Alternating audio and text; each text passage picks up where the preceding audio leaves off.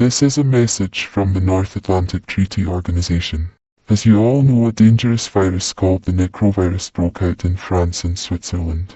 This virus broke out 13 days ago and has spread to many countries in Europe, Asia and Africa.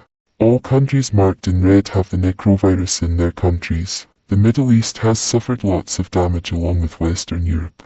All of Europe, around 55% of Asia and around 22% of Africa is infected with the necrovirus.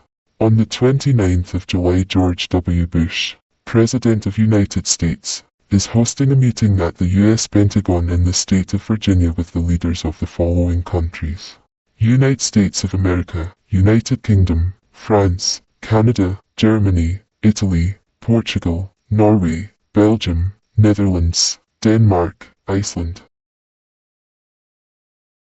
The leaders of those countries will discuss on what the next action should be to stop the virus. As we all know, the virus is unfortunately going to reach every country whether we like it or not. But we have found some ways to kill the zombies in Europe due to there being very low access to guns. Zombies slow down when you whack them on the head with something. Once you've done enough damage to the brain, the zombies will die. Things to use are baseball bats, frying pans, knives, big shovels, hammers and mallets.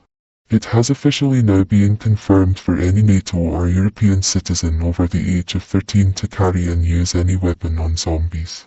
Children should not access to weapons due to dangerous reasons, and if they do have a weapon, make sure they are mature enough to use it.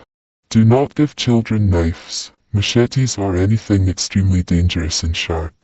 We advise that if you give a child a weapon, that it is a cricket bat. That is all from NATO. Our next press conference will take place on Monday the 15th of August. Thanks for listening, and remember, stay safe, stay alert, stay calm.